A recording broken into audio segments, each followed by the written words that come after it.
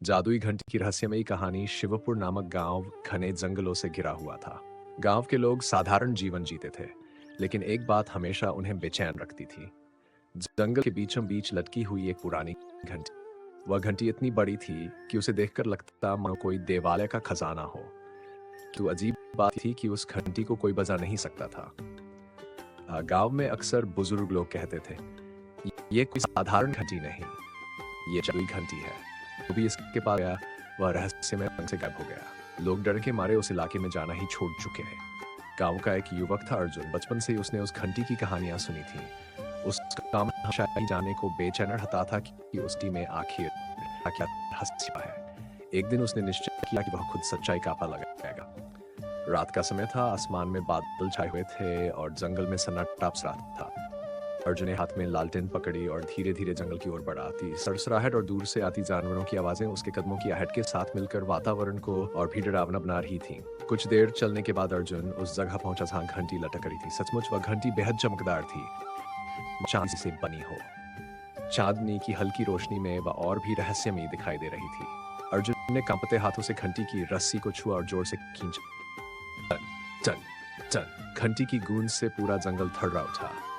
लेकिन उसी पल जमीन कांपने लगी और सामने एक अजीब सा दरवाजा खुल गया। दरवाजा मानो किसी और दुनिया की ओर जा रहा था। अर्जुन घबरा तो गया, मगर उसकी जिज्ञासा डर से बड़ी थी। उसने दरवाजे में कदम रखा। अंदर प्रवेश करते ही उसने खुद को एक रहस्यमयी महल में पाया। वहां चारों ओर सोने चांदी के आभूषण और अनमोल रत्न बिखरे पड़े थे।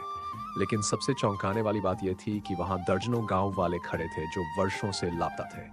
सभी लोग किसी अदृश्य शक्ति से बंधे हुए थे, जैसे समय वहीं रुक गया हो। अचानक एक भारी आवाज गूंजी, जिसने भी मेरी घंटी बजाई वह हमेशा के लिए यहीं कैद हो जाएगा।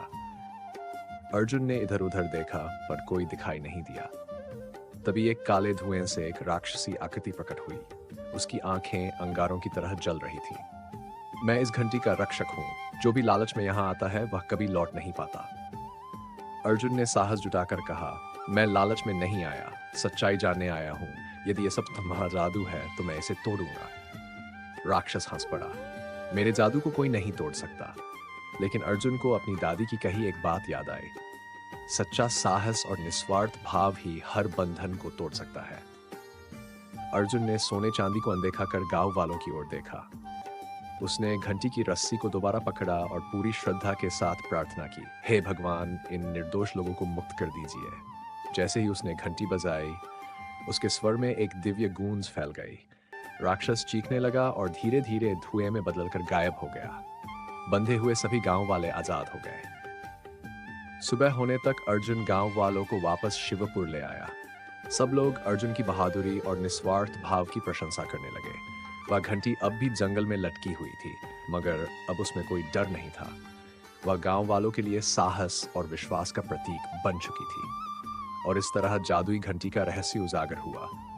वह लालच करने वालों को कैद कर लेती थी, लेकिन सच्चे दिल से दूसरों की भलाई चाहने वाले को अपार शक्ति दे देती थी। ये कहानी हमें यही सिखाती है कि लालच बंधन है,